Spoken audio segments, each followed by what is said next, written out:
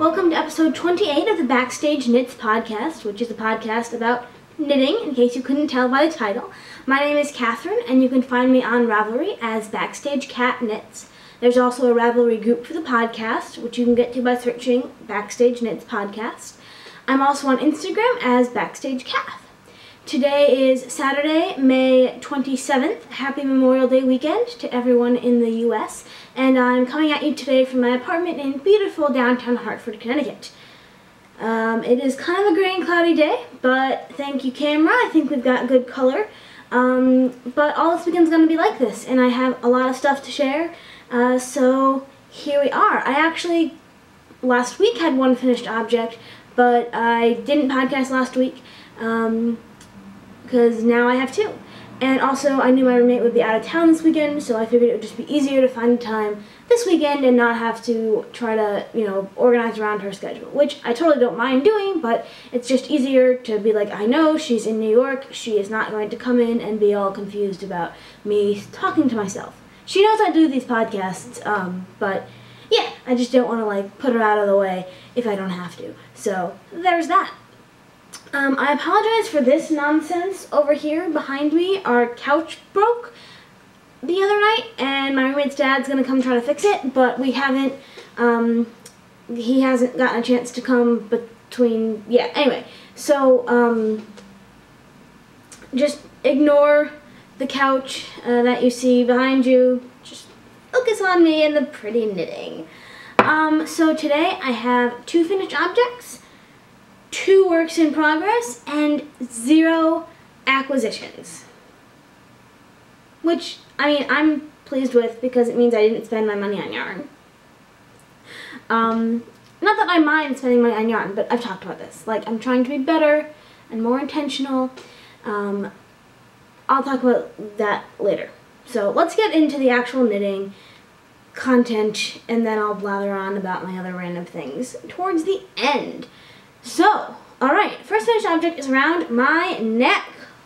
This is the Oyster Shawl by Amba O'Brien. I started this shawl as part of the Wonders of the World knit-along in January, which was hosted by Grace of the Babel's Traveling Yarns podcast. And so this was Australia and New Zealand, so Amba's an Australian designer. But what happened was, last time I showed this to you, it's so big. I was right about here, but I had done something wrong. In the lace section, I didn't realize I was using stitch markers, and you have to kind of shift the stitch markers on one row, and I didn't realize that because I was just like, oh, I must have done the ends wrong because there was different number of stitches on the ends. And so I wasn't thinking that it was intentional. I thought that I was making a mistake.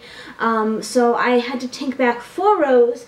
And at that point it was over 300 stitches, and I just, in January, it was near the end, and I probably could have finished this in January like originally intended, but it just wasn't time out. But this weekend I picked it up again, because I was like, you know what, I really like doing lace. So I did me some lace, and I finished it. I made this out of 2 colors from an actually Australian dyer. So the dyer's name is Fiber Revolution. I found her on Etsy. Or maybe it's a him. I actually don't know. So Fiber Revolution, and this is the Australis 4-ply base, which is 100% superwash merino, 390 yards, and 100 grams. And I used 2 colorways for this project. The colorway in the main body of the shawl is called Dharamsala, and the kind of maroony is called Bloody Mary.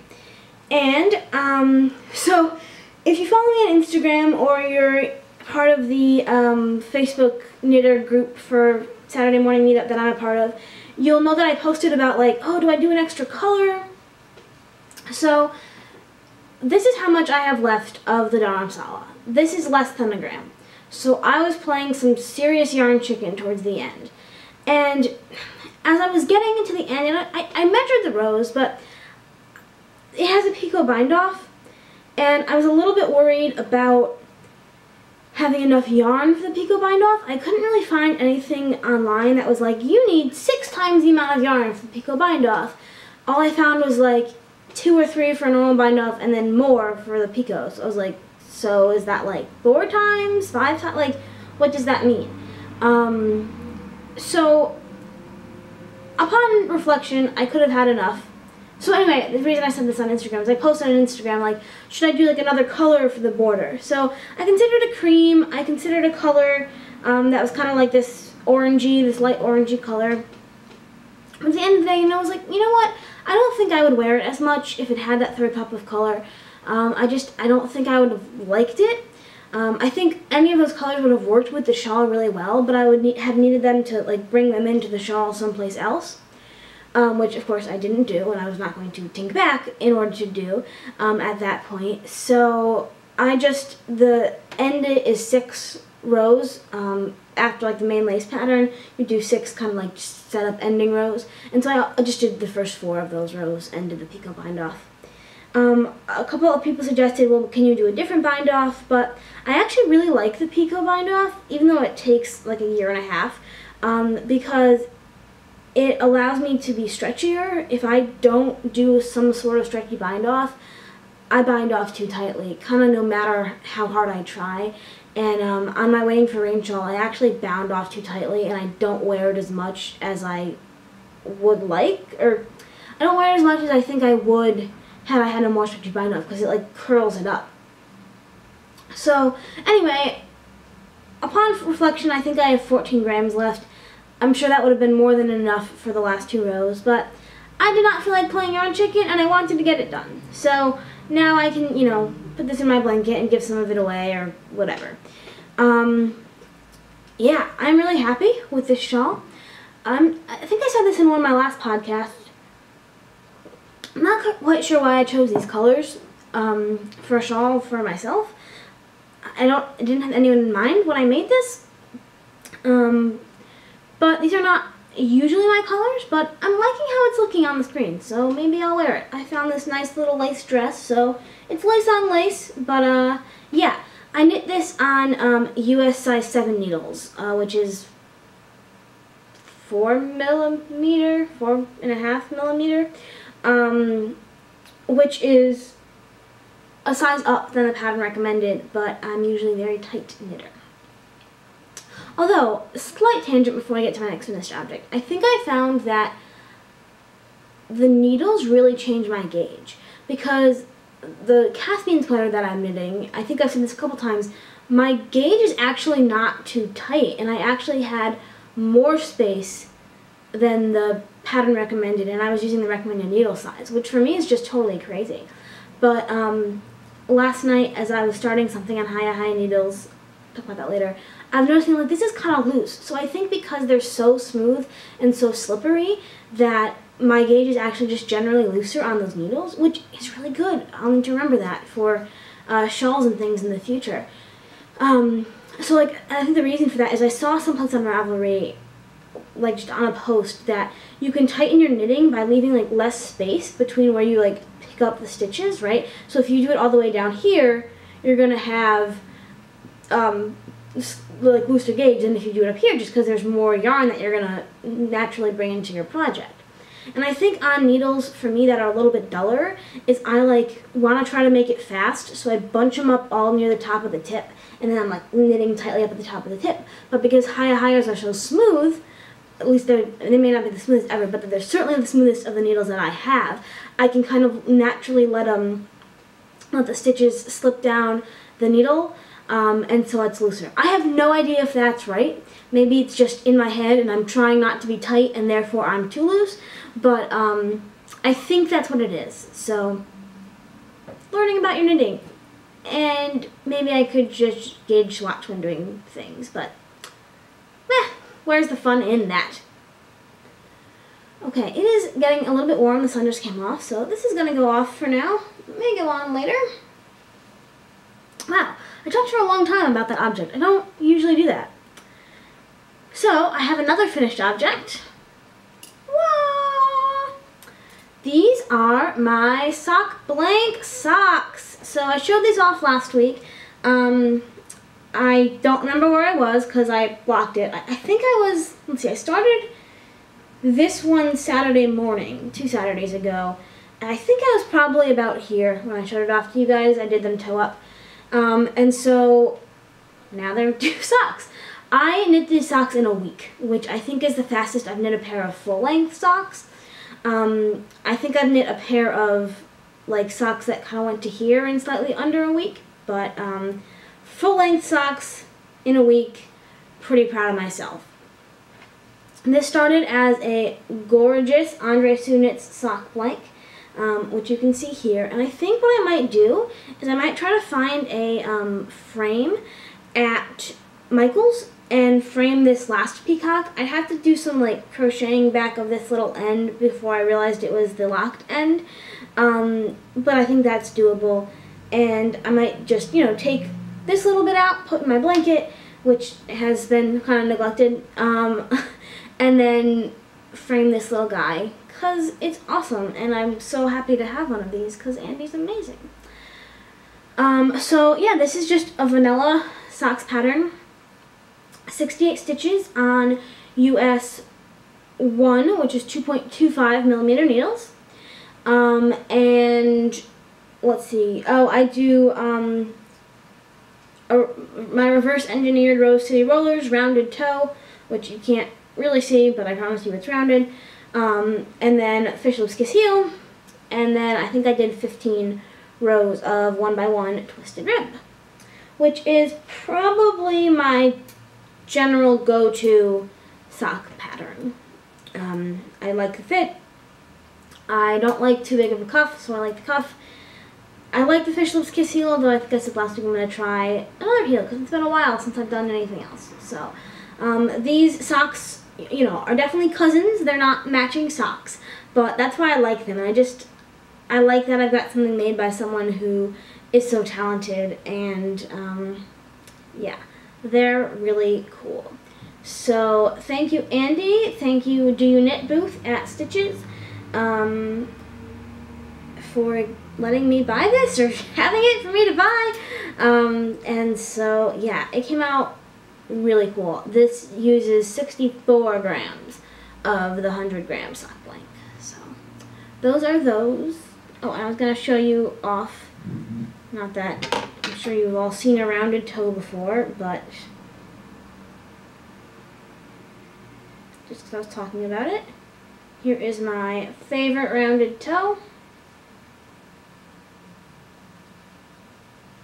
So yeah, I've actually not tried these on. These have been sitting on these sock blockers for a week because my feet are kind of large, and I knit my socks with at least I tried to knit these with negative ease. I don't like positive ease in my socks, and so when I wear them, they tend to get pretty stretched out looking pretty quickly. So I've just had these sitting on sock blockers all week. I haven't even put them on my feet yet, so I don't even know that they fit, but I'm pretty sure they do. They look like they fit. So anyway, that is those. Whew, talking a lot. My tea is kind of cold. I made it and then decided I wanted to shower so my hair would look better. So now it's cold. This is Yogi Cinnamon Vanilla Healthy Skin tea, which I really like. It's not super cinnamony, which is weird for a thing called cinnamon vanilla. But sometimes I find I really like cinnamon tea, but it gets like a little bit weird at the end. But that stays pretty sweet. Alright, let's do works in progress. I have done like 3 more rows on my sweater, my Caspian. I'm not going to bother showing to you. It looks the same. More to come on that later. So I cast off these socks Saturday morning, and then Saturday afternoon there was a virtual knit night hosted by Grace of Babel's Traveling Yarns, which I started doing. I don't quite do weekly or every time it's there, but I try to do it when I can, and I just really love it. The people that are in that group are just super chill and really nice and very supportive, and like, let's plan trips, you know, to visit each other, and it's just so cool. The knitting community is really, really amazing, and I think I've said this before, but man, just knitters are good people. They're just good people, and I don't know what it is about being a knitter that may connect those two things. I wonder if it's like a patience thing, like if you have more patience sitting here twiddling, you know, yarn around sticks to make a thing, then you've got more patience with people and are just more understanding. I don't know if it's a, you know, it just maybe correlation, not causation, but yeah, knitters are really awesome. And there's no one that I've met that I've been like, you're weird. So anyway, side tangent, but I was like, well, I need some sort of, I can't knit my cabled sweater during virtual knit night because it just, then you're not engaged at all. I'm like, so, yeah, so I wanted to cast on a pair of socks. So, I cast on monkey socks. And I did 2 at a time, so these are monkey socks by Cookie A. And I'm doing toe up, so it is going to be upside down of the pattern as written, but I've seen Robin of Teeny Button Studio and Cherry Pearl's podcast knit this several times, and she's right, it's too much work to try to reverse the pattern. I was kind of an idiot, and I was just like in the zone, and forgot I was doing toe up, because the last time I did these 2 down, and now I have pattern on both sides. But I was saying this during midnight, I was like, do I bother changing it, ripping back? Like, I got through 1 whole repeat just about. I'm like, I don't know. But I think what I might do is, I might make these for my grandmother. And we were at her house on Mother's Day, which is the day I started, or the day after I started my sock buying socks. And so I brought them with me because I was just like obsessed with knitting on them.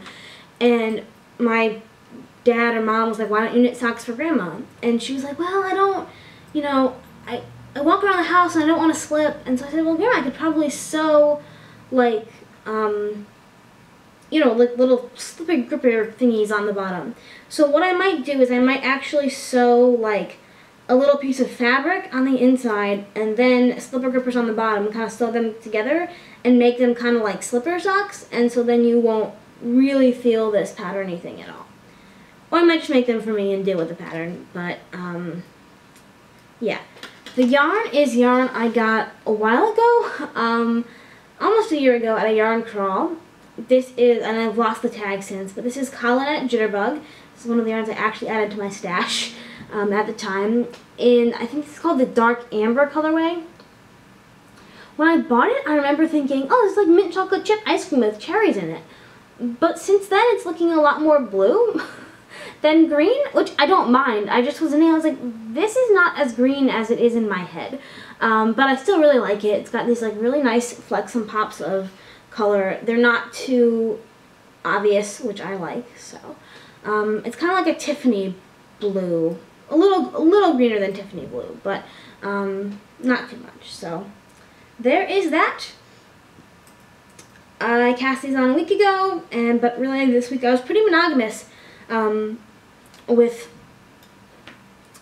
my knitting, so not a ton got done on those. I would take them to like lunch and work on them because it's annoying to have to take a shawl to work and bring out the charts and all.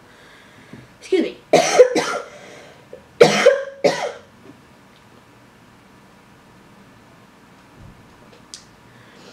Okay. And then, so I have one more work in progress, but it has some preamble. So last night I was like, you know what, my roommate's not home, and I've been really bad about like putting yarns in Ravelry. So now I think I said this before, you can sort of see over there, there's that bookcase has space for 6 or for 8 like little, you know, those like foldable square things. 6 of them are filled with yarn. And, which I know is not like the world's largest stash compared to some people, but this is really literally the only space I have for stash. And I have a few more things like as they're with projects. So anyway, this is literally the only space I have for stash before my roommate starts to get angry at me. And so it was kind of like overflowing. So I dumped everything out, and I like first organized it by, okay, I've taken a picture of this, I have it in my stash, just go over there and hang out. And then I have like, okay, I have this in my stash, but I need to take a picture of it. And then I started taking pictures of all the things I didn't have in my stash and added it to my stash. So I added like 80 yarns to my stash last night and took pictures of them all. And so, yeah, now my entire stash is organized in Ravelry. I got rid of a couple things. I organized like the actual stash things that I had used up or, you know, sent on to minis or whatever. So my stash now on Ravelry is pretty emblematic of my stash in real life. No idea how long that will last, but I figure if I'm smart about my yarn buying and on top of things, then it will stay that way. Which, it doesn't really matter. I don't usually use like the suggested yarns on Ravelry because I have a pretty good idea, because it only fits in those 6 things, even though it feels like a lot of yarn, I do have a pretty good idea of what's in my stash. So I don't feel like I need to use that tool as much in Ravelry, but now I can. I also did that because there's a few yarns that I feel like I'm probably not going to use. So I did put up a couple for sell or trade. So if you're interested, or take a look there and we can talk about that. So yeah, that was the other reason I kind of wanted to do that, to get rid of some and make some space for yarns that I do want to use in the future. So okay, my battery is saying it's low, so I'm going to charge it for a bit, and then when we come back we're going to talk about the last work in progress. Alright, and we're back. So I just charged my camera, made a whole lunch, made a whole little cup of tea, so we're good to go for part dose here. Alright, so I think I just finished saying that I organized everything last night. And I organized it all, and I was like, my goodness, I have so much fingering weight yarn. And I like making socks, but I'm not a fast, I mean, I knit that pair of socks in a week, but I basically did nothing else all week. So I'm not a fast knitter, and I really like making shawls, but at this point I probably have like 10 or 12 shawls, and I don't need any more. Like, I'll continue to make them, but I have like 3 or 4 in progress and I don't need any more. And then I think I went temporarily insane. That's the only explanation I can think of for what I did next. Because I retook out all my yarn and put it on the floor, and I am going to make a sew faded sweater. I bought a pattern for a fingering weight sweater when I have never even finished, I have not even finished my first worsted weight sweater. I have a sweater that I'm trying to finish for my friend's grandmother. But I just feel like at this point in my knitting, like, I'm okay with working on larger term projects. Like, for a while I was very much like a product knitter, where I want to get things done and move on. But now I'm kind of like, I like knitting on one thing and just like seeing it change through the course of a week and just like watching it come to fruition. So I've cast on a sweater. This is Sew Faded by, I think it's Andrea Mowry of Drea Knits or something like that. You know, the Find Your Fade shawl was really popular, and then I guess she released a sweater pattern, and so it's just a very, very basic sweater, but it has, you know, some basic instructions for how you change the color to get your fade, but it's a very, very basic top-down raglan, I guess, sweater. Never have knit a top-down sweater, so here we go. This is what I did last night at like 2 in the morning. Like I said, temporarily insane. So what I like about this is that it's got a little bit of texture. It's going to be hard to see just because I have so little at this point. But this, like, the cap of the sleeves has a garter stitch texture as opposed to the rest of the body. Hopefully I'm not giving too much away. So, would you like to see my colors for the fade? Here we go. First up is this sock blank, which is probably an insane thing to do because sock blanks have different gauges than these other yarn, but whatever. You know what? Whatever. This is just the grand experiment called life. And I was also like, I could have probably used this sock blank had I like taken it all out, washed it and dried it. But again, I was temporarily insane and wanted to start this sweater at 1 o'clock in the morning last night, or I guess this morning. So anyway, this is Distracted Knits. This is the 75% Sport Merino, 25% nylon sock blank. And this is the colorway Poison Dart Frog. So that is, you know, it's basically just going to be very highly variegated with blues, greens, and like a little bit of like, kind of like reddish pinkish, like almost this color. It's kind of reading as black or brown from far away, but when you get up close, it is a little bit pinky. So that's going to move into this, which is the Zephyr Designs Super Sheet Fine Fingering, which I talked about last week, in the colorway Neptune. So that picks up kind of on this, this is probably the fade that I'm not quite feeling the best about, but you know, you can see kind of this, like, bluer blue kind of matches with some of the bluer blues in there. And then from here, we move into the Primrose Yarn Co. This is the Luscious Sock, which is 80/20 superwash nylon, and this is the colorway Magic Hat. So I really like this fade. Obviously the oranges from here aren't in here, but you've got some of those navies. Let's see, where was it? Like this section matches really well. So I think this will be a good fade. Excuse me. And then we go from the Primrose into Kama Sutra Fiber Arts, the Kama base, which is 75% superwash merino, 25% nylon. And this is the colorway Raven. So again, we get a lot darker here, but there's a lot of the same navies, teals. I clearly have a color palette. This is my favorite part of this entire skein, this pop right here, this like royal blue, almost purple. I love that. It's going to be so pretty in the sweater. And then we go from there to Nooch Fiber, and this is the Midtown sock base, 75/25, and this is the colorway Dervive, I guess. I still can't read it and I can't find it on our website, so I'm guessing Dervive, but brings in those teals, and then you start to get some of that like maroon and purple. So that is 5 skeins of yarn, which is what the pattern says will be enough for the size I am making, which is the second largest size. But I wanted to have extra yarn just in case. So if for whatever reason I run out of space, because I would like to add a little A-line to it, just because that I think is going to be more flattering to me, and I probably want, if not full-length sleeves, I'll probably do 3/4 sleeves. So I just want to have a little bit of extra yarn planned, just in case. So I figure if I run out of this, we can add in some of this, which is Fat Cat Knits. This was the Underwater Ski Club. This is the colorway Twister. So again, bringing up on that purple, but then pulling in some pink. And then if I really run out of space, because this is only 50 grams, still should be more than enough. I think it called for 463 grams for the size I'm making, and this is 500, right?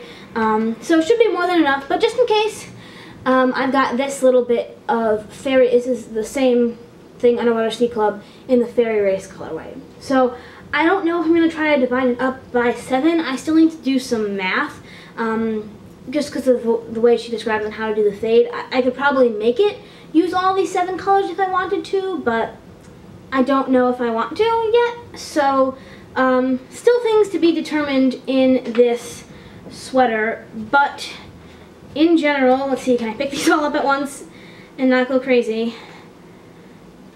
Well, I already am crazy. We've determined that. Let's see. Here we go. Ooh-ah. This is my Find Your Fade sweater. Temporarily insane, but I think it's going to be really pretty. That's going to be a screenshot. Oh, see, I just love how this looks. I love the pop at the end. Maybe I will try to get it so I can use some of that. Although I really like this so much that I think I want to make socks out of it. So maybe I just end with these 6. We'll see. It'll be an adventure. You know me, I may actually spend a lot of time on this because there's no cables. I feel like I can get it done not faster than my Caspian sweater, but that I'm going to be more like motivated to work on it just because I think it's going to be a little bit more,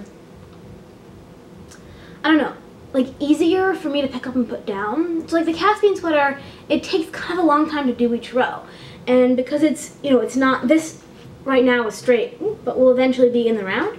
So I think because it's in the round, I feel like it's easier to like pick up and put down and not feel like so attached to knitting an entire row or going through an entire thing. And it's pretty much just stuck in it once you get through the sleeve cap. And so, yeah, I think it'll be good. And you know, it might still take me a really long time to finish, but I think that it's gonna be a little bit more entertaining for me. Even though it is just stuck in it. Like, it's weird, like, is it weird that I'm more entertained by just stuck? Because I feel like I can just work on it in more places and for a longer period of time without being like, oh, all right, there's the end of that row. You know, like, I love doing lace and I love doing cables, but sometimes it just feels like such a commitment to sit down and work on it, because I don't like ending things in the middle of the rows when it's one way. I don't like it. I don't know why. I like the sense of completion. Like, I'm done with a row. And like on shawls, I usually like to end like, and even on my sweater, if I can, I like to end on like doing the right side row again. So I just feel like an in the round thing, like socks. I mean, socks is different because I use magic loop, so like I can just end, you know, on that row. But like even when I use 9-inch circulars, I just feel like I can work on it for longer, because I'm not always like shifting and flipping and turning around and like, okay, let me finish here. And like I knit at lunch, and I could probably knit longer on this because I just can just stop whenever instead of be like, wait, I need to finish my row, or ending early because I don't, you know. Anyway, that's a really long thing to say. You may actually see a sweater come out of this sometime in 2017. Maybe that's my goal.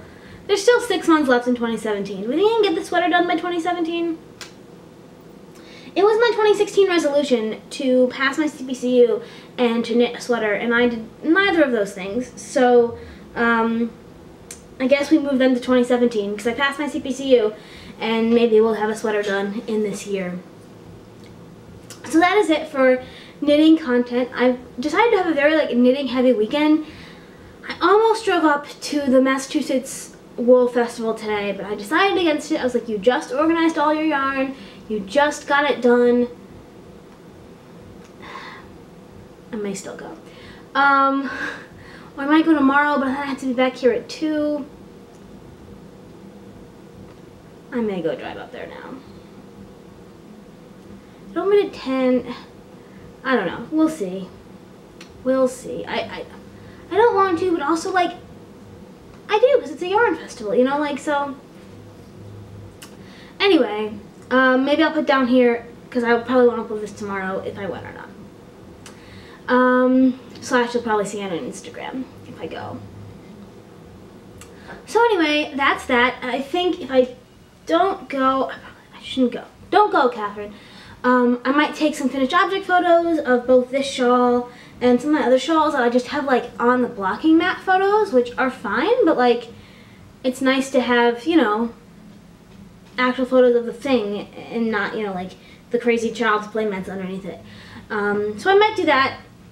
And this weekend, last night when I was blocking this shawl, I was like, you know what, whatever, I've got my bowls out, I've got my blocking mats out, let me give all my socks a wash, because it had been a while, like I think some of them I'd never really washed, you know, since I first blocked them. So I gave all of my socks a wash, and I laid them out to block, and so I'll stick a photo here of that event. So I have 10 pairs of socks, which is a good amount. I've probably knit 15 or 16 pairs of socks total, which I know is not that much because people knit 15 socks in a year. But I've only, or 12 socks in a year for the box of socks knit along is a pretty common thing to do. But hey, you know what? Whatever. I could knit 12 pairs of socks a year, but I don't want to. I feel like my roommate was like, why are you knitting all those socks? Are those still for you? But I don't know, why wouldn't I knit socks for myself? Like, they're fun to do. So, anyway, so there's that. Life is good. It is going to be a busy couple weeks for me, so I don't know the next time I'll podcast because I won't have a chance the next 2 weekends. So it will probably be the weekend of the, like, I can't really do it. Maybe that Sunday. So, like, my life is crazy. So, maybe I can do it during the weeknight 1 week. Anyway, I did that last summer a little bit. So anyway, this is my life right now. Next week I'm going up to Boston to visit my friends and kind of celebrate my birthday. And then the next weekend, it's birthday celebrations again. My mom is taking my sister and I to New York to see War Paint on Broadway with Patti LuPone and Christine Ebersole. It's going to be awesome. And then Sunday, my friends from theater are coming over to our apartment, so I will need to like clean and make stuff during the week. And then Monday, I'm actually taking the day off, and my roommate and I are, and possibly one or I think maybe just one of my other friends, are going to do something fun, perhaps a beach day, perhaps driving up to Providence, Rhode Island. And then the weekend after that, it's a big church event. It's the annual meeting of my denomination, but it's for Connecticut and Massachusetts and Rhode Island because we're voting to move into a time of fellowship to work together and form a conference in the future. So it's a really big deal to have this vote of like commitment to each other for at least the next year to start to plan things out. And I'm on the board of directors for my conference, so it will be busy. I'm also singing in the choir and now apparently reading something. I don't know why I do this to myself. And then I think I have most of the weekend off, except I think on the Saturday we had to plan friend time like a month in advance. So we'll be doing something with a couple of us on the 24th. So anyway, that's it, all to say. It will be very busy, but I will try to podcast maybe one night during the week in one of those weeks coming up. Probably not this week, but maybe next week if I have enough to show, maybe the week after. So yeah, it'll be sort of random and loosey-goosey because summers are busy. Summers are busy, and I'm not even like doing anything. It's just weekends are like stuff, and it will be really busy at work. So we'll see. I just may be like kind of too exhausted and out of it to really like sit down and talk to you all because I probably want to do it like right when I get home from work. A, for light, and B, because of when my roommate gets home. So it may be like too much effort. So maybe a couple of weeks before you really see me again, but I will try to be more regular because I like blabbering to you all. Alright, well I think that is it for me. This has been a little bit longer of an episode than I've done the past couple of times because I had to explain my temporary insanity. But I hope that wherever you are, you're having a wonderful day and enjoying what you're knitting. Thanks for watching. See you next time.